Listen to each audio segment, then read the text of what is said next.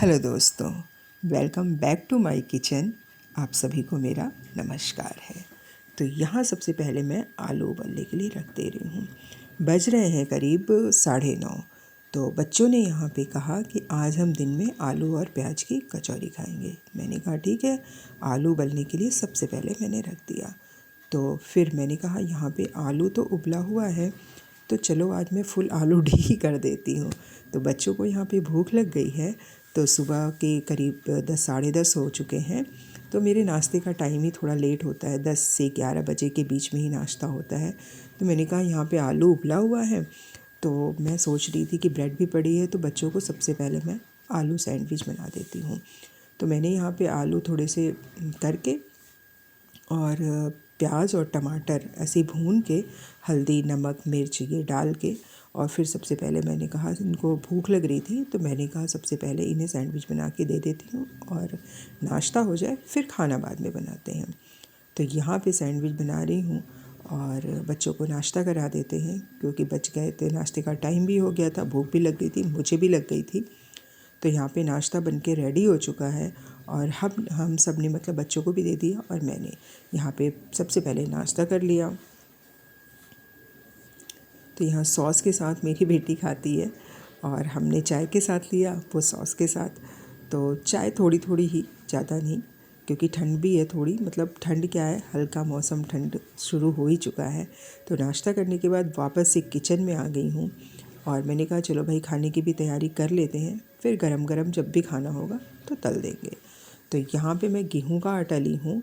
गेहूं का आटा मैं 1.5 कटोरी के करीब ली हूँ और हाफ़ कटोरी मैंने यहाँ पे सूजी ऐड किया है। तो जब भी गेहूं के आटे का मैं बनाती हूँ तो सूजी ज़रूर ऐड करती हूँ। आप चाहे तो मैदे का भी बना सकते हैं, पर मैदा बहुत कम बनाती हूँ मैं, ज़्यादातर ये गेहूं और सूजी ही मिक्स करके बनाती हूँ। तो यहाँ पे नमक अजवाइन ये सब डाल के, और इसमें थोड़ा सा 3 टेबल स्पून मैंने यहाँ पे चम्मच का घी लिया है, देसी घी लिया है। जब भी मैं आटे का बनाती हूँ ना, तो ज़रूर से देसी घी का ही यूज़ करती हूँ, इससे इसमें मतलब जो खस्तापन है वो बहुत अच्छा आ जाता है इससे। तो यहाँ पे मोयन दे के रेडी कर लिया। उसके बाद से थोड़ा थोड़ा पानी डाल के इसको अच्छा सा डो तैयार कर लेंगे। मतलब एक तरह से जिस तरह रोटी का आटा हम लगाते हैं सॉफ्ट ना, वैसा ही आटा हमें लगाना है, क्योंकि इसमें सूजी मिक्स है। तो थोड़ी देर बाद ना सूजी फूल के एकदम ऐसा आटा हमें मिलेगा कि जो हमें परफेक्ट कचौड़ी के लिए चाहिए। तो यहाँ पे आटा लगा के तैयार कर ले रही हूँ, सॉफ्ट बिल्कुल रोटी का आटा। अच्छे से इसको मार ले रही हूँ, क्योंकि इसमें सूजी पड़ी है तो इसको मारना बहुत ज़रूरी है। तो यहाँ पे आटा मड़ के रेडी हो चुका है, और आटे को या तो गीले कपड़े से आप ढक दो या फिर किसी डिब्बे में रख के ऊपर से बंद कर दो, वरना ना सूजी पड़ी है आटा ये सूख जाएगा, फिर कचौरी बनाने में हमें दिक्कत होगी। तो यहाँ पे आटा तो तैयार हो गया। अब चलते हैं प्याज की तरफ। तो यहाँ पे 3 प्याज मैंने लिया है बड़े साइज़ का। तो प्याज को हम कट कर लेंगे। सबसे पहले इसको छील के धो लेंगे, उसके बाद इसे कट करेंगे। नॉर्मली बहुत ज़्यादा मतलब इसको छोटा नहीं करेंगे, रफली चॉप करेंगे मोटा मोटा, क्योंकि अगर बहुत छोटा करेंगे ना तो फिर ये आलू में ऐसा मिक्स हो जाएगा ना, पता भी नहीं चलेगा।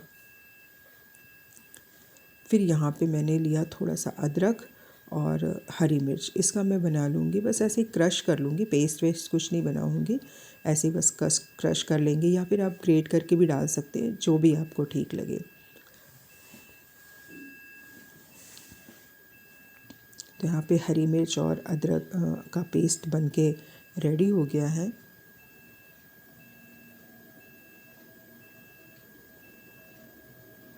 तैयार है बिल्कुल।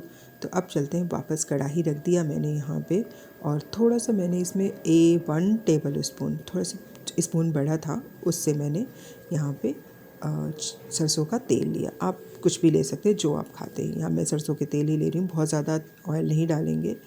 तो इसमें मतलब हिसाब से ही अपना रखेंगे अंदाज से। तो थोड़ी सी हींग और थोड़ा सा जीरा यहाँ डाल दिया, और फिर अपने चॉप किए हुए प्याज डाल दिए यहाँ पे, और इसको बस फ्राई कर लेंगे हल्का हल्का सा। बहुत ज़्यादा इसको ब्राउन नहीं करना, बस हमें मतलब गुलाबी गुलाबी चाहिए, बहुत ज़्यादा जलाना नहीं है। इसी के साथ फिर मैंने जो अदरक और हरी मिर्च का पेस्ट बनाया था वो भी डाल देंगे, तो साथ में ना वो भी फ्राई हो जाएगा। तो यहाँ पे इसको भी डाल दिया। इसको भी साथ में फ्राई कर लेते हैं। फिर थोड़ा सा फ्राई होने के बाद मैंने इसमें नमक डाल दिया ताकि जल्दी से जो है वो सॉफ़्ट भी हो जाए। तो यहाँ पे ये सॉफ़्ट हो चुका। उसके बाद से फिर यहाँ पे मैंने हल्दी और थोड़ी सी लाल मिर्च डाली और फिर मैंने यहाँ पे धनिया, जीरा और थोड़ी सी ना कश्मीरी मिर्च जो सूखी होती है उसको भून के और पाउडर बना के रखा था, तो वो मैंने 2 चम्मच इसमें डाला। आप अपने टेस्ट के अकॉर्डिंग कुछ भी डाल सकते हैं, जो आपको अच्छा लगता है। कई लोग सौंफ भी डालते हैं, जो भी मतलब पसंद है वो डाल सकते हैं। तो मैं जैसे बनाती हूँ वैसे बता रही हूँ। सबका बनाने का तरीका थोड़ा थोड़ा तो अलग होता है, पर होता सेम है। फिर यहाँ पे आलू डाल के इसे फ्राई कर लिया अच्छे से। फ्राई होने के बाद फिर इसमें मैंने डाला थोड़ी सी कसूरी मेथी, मतलब जब बिल्कुल फ्राई हो जाए ना उसके बाद कसूरी मेथी डाला। और फिर थोड़ा सा इसमें खटास के लिए आमचूर ऐड किया।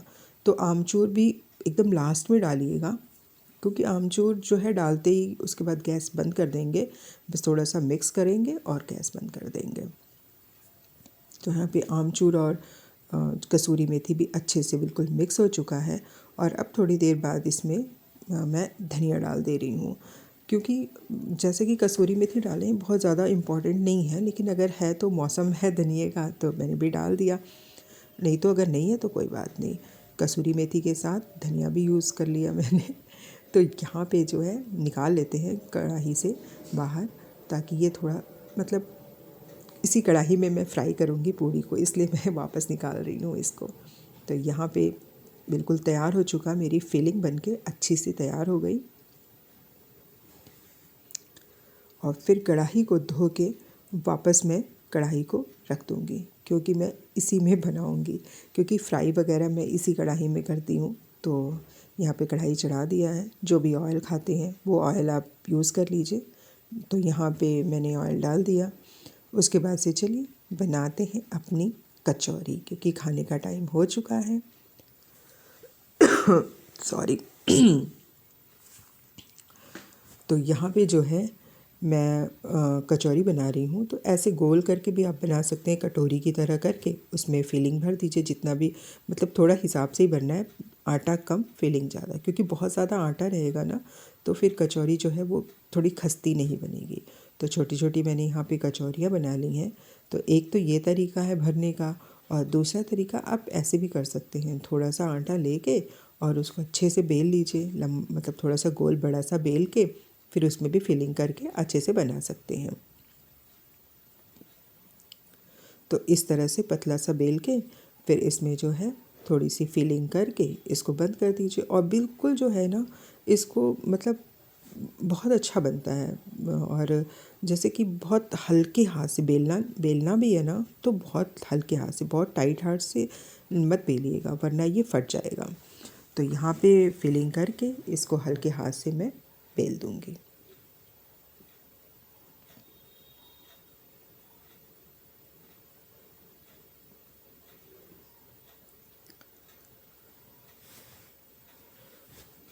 बस इसी तरह से हल्का हल्का बेल के यहाँ पे फिर कढ़ाई भी, तेल भी गर्म हो चुका था।